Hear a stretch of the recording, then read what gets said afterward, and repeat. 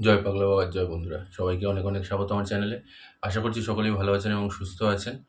বন্ধুরা, আজকে যে বিষয় নিয়ে আলোচনা করব সেটি হচ্ছে জুলাই মাসের মাসিক রাশিফল নিয়ে সিংহ রাশি বা সিংহ লগ্নের যেসব জাতক বা জাতিকারা রয়েছেন।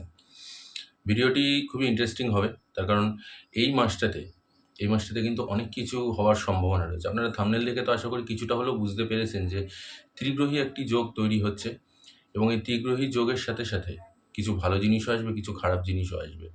তো সেই সমস্ত কিছু বিষয় নিয়ে আলোচনা করব এবং খুব সাধারণভাবে আপনাদেরকে বোঝানোর চেষ্টা করব। আশা করি আপনাদের বুঝতে অসুবিধা হবে না।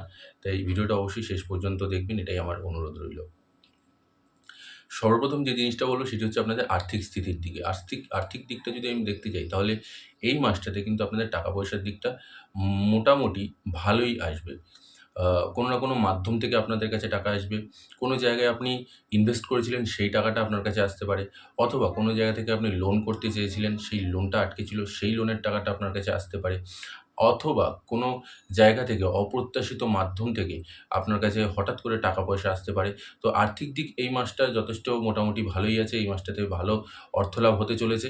কিন্তু এরই সাথে, সাথে আবার খরচটাও কিন্তু হবে। যেরকম খরচটা হবে বলতে আপনার যানবাহনের উপরে, শরীর স্বাস্থ্যের উপরে, পরিবারের কারো শরীর স্বাস্থ্য দুর্বল হতে পারে, তার পেছনে কিছু টাকা পয়সা খরচ হলো, বা আপনার যানবাহনের উপরে কোনো টাকা পয়সা খরচ হলো, বা আচমকা কোনো কিছু অপ্রয়োজনীয় জিনিস, যেই জিনিসগুলো এই মুহূর্তে না করলেও হয়তো হতো, সেখানেও আপনার সেইসব জায়গায় আপনি টাকা ইনভেস্ট করে দিচ্ছেন বা সেইসব জায়গায় সেই জিনিসগুলোকে কিনছেন, তার কারণে কিছু টাকা পয়সা আপনার ব্যয় হতে পারে। তো টাকা পয়সার কিন্তু ব্যয়ের বৃদ্ধিও প্রচুর পরিমাণে এই মাসটাতে হবে। যেরকম এক হাতে আসবে তেমনি আরেক হাতে যাবেও টাকা পয়সা।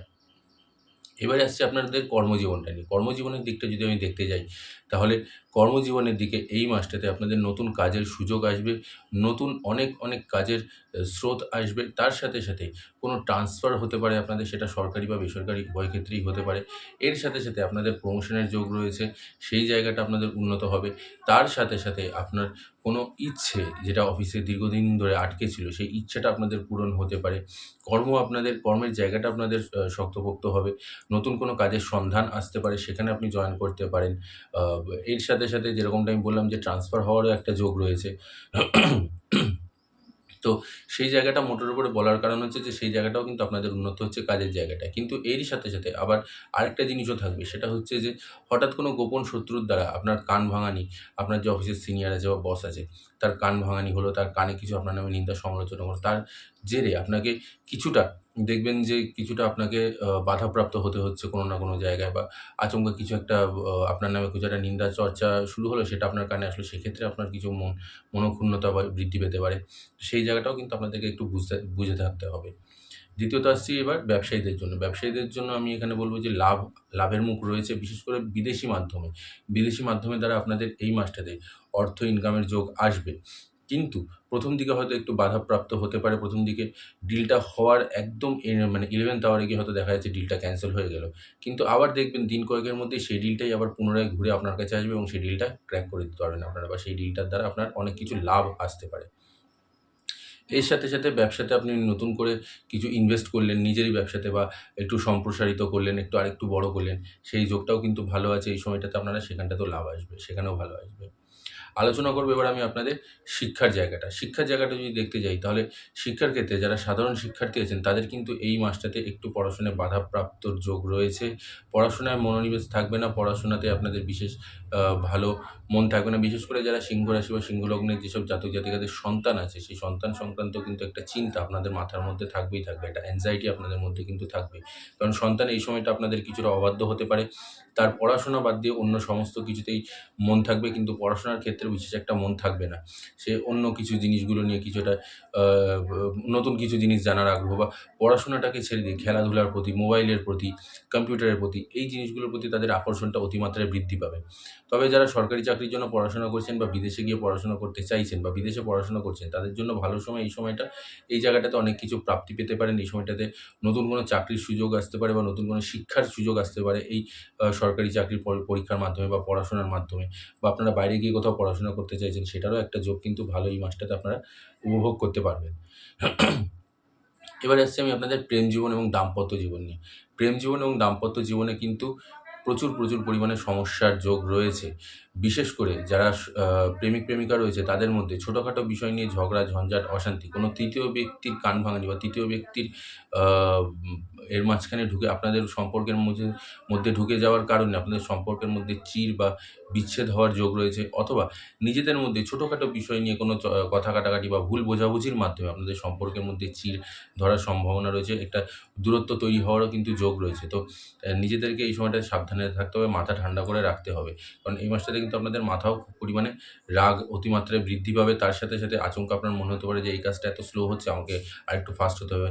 কিন্তু একটু যদি ধৈর্য ধরেন তাহলে হবে। কিন্তু অধৈর্য হলেই কিন্তু সমস্ত কিছু নষ্ট হয়ে যাবে। কারণ এই মাসটাতে আপনাদের ধৈর্য বিশেষ একটা থাকবে না। যারা বিবাহিত দম্পতি আছেন তাদের মধ্যেও কিন্তু সম্পর্কের একটু টানাপোড়েন থাকবে। তাদের মধ্যে একটু অশান্তি, ছোটখাটো বিষয় নিয়ে কথা কাটাকাটি প্রায়শই লেগে থাকবে। এমনি ছোটখাটো অশান্তি তো সবার মধ্যে থাকে, কিন্তু এই মাসটাতে একটু অতিরিক্ত হবে। আ ব পার্টনার আপনাকে কিছু একটা বলছে, আপনার সহ্য হচ্ছে না। আপনি পার্টনারকে কিছু একটা বলছেন, তার কথা সহ্য তার আপনার কথা সহ্য হচ্ছে না। তো বলার বলার তাৎপর্য এটাই যে দুজনের মধ্যে কিন্তু এই সারাটা মাস জুড়ে কিছু না কিছু অশান্তি, কিছু না কিছু ছোটখাটো ঝামেলা সেই জিনিসগুলো লেগেই থাকবে দুজনের মধ্যেই। সেটা প্রেমিক-প্রেমিকাও হতে পারে, সেটা আ দম্পতিও হতে পারে। যারা বিবাহিত দম্পতি আছে তাদের উভয় ক্ষেত্রেই। পারিবারিক দিকটা যদি আমি বলতে যাই, তাহলে পরিবারের মধ্যেও কিন্তু অশান্তিপূর্ণ একটা যোগ আমি দেখতে পাচ্ছি। বিশেষ করে শ্বশুরবাড়ির সাথে কোনো সম্পর্কের ঝামেলা অশান্তি হতে পারে, বা বাড়ির বড়দের সাথে কোনো রকম কোনো ঝগড়া ঝঞ্ঝাট অশান্তি চ সেখানটায় কিছু হতে পারে।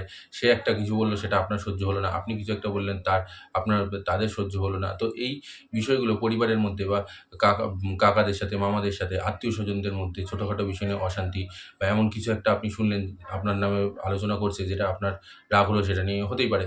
সেই জিনিসটাতে আপনি রিঅ্যাক্ট করলেন এমনভাবে, আ এত পরিমাণে আউটবার্স্ট হলো আপনার সেই রাগটা, যে সেটা তুমুল একটা আকারে ঝামেলা, ঝঞ্ঝাট, অশান্তিতে মোড় নিয়ে নিতে পারে।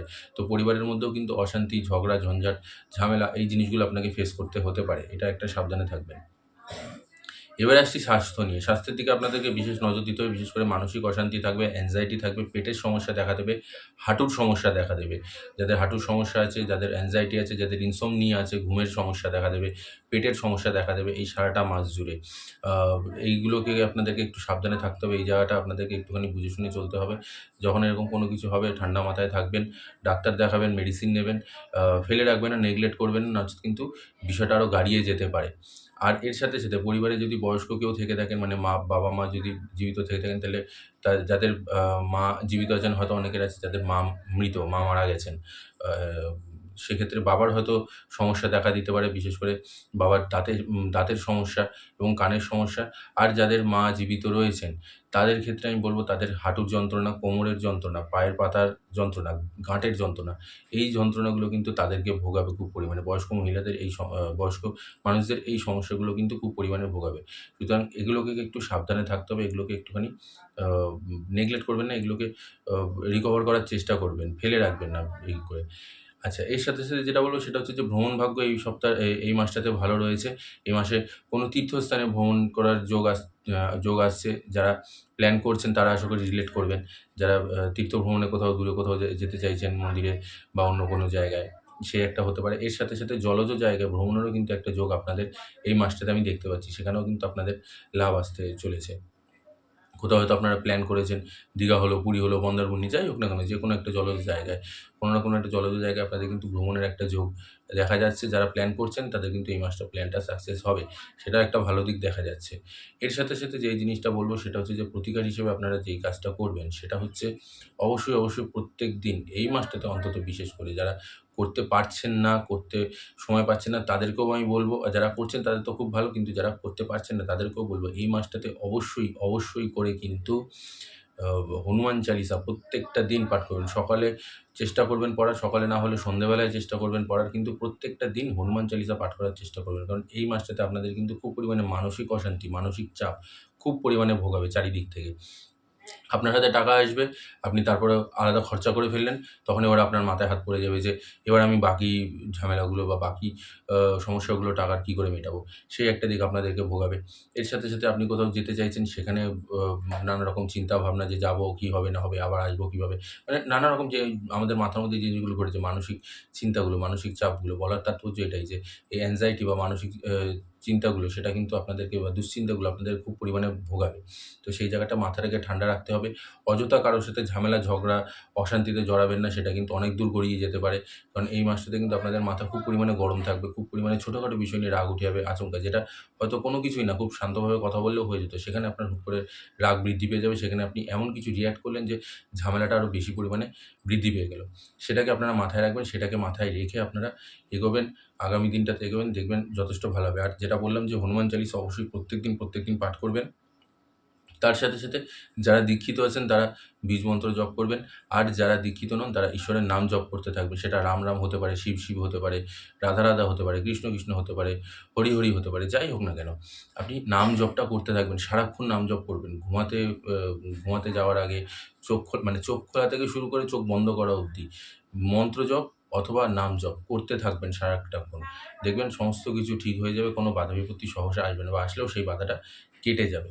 এই জিনিসটুকু করুন, তাহলেই সমস্ত কিছু ঠিকঠাক থাকবে। বন্ধুরা, এই ছিল সম্পূর্ণ তথ্যটি। আশা করছি আপনাদের ভালো লেগেছে। ভালো লাগলে অবশ্যই একটি লাইক, কমেন্ট আর শেয়ার করে দেবেন। আর যারা চ্যানেলে নতুন আছেন তারা চ্যানেলটিকে সাবস্ক্রাইব করে পাশে থাকা বেল আইকনটি প্রেস করে নেবেন। আজ এখানেই শেষ করছি।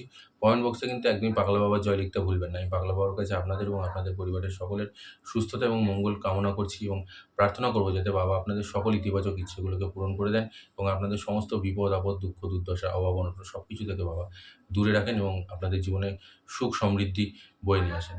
সবাই ভালো থাকবেন এবং সুস্থ থাকবেন। জয় পাগলা বাবার জয়, জয় মা সুন্দরী।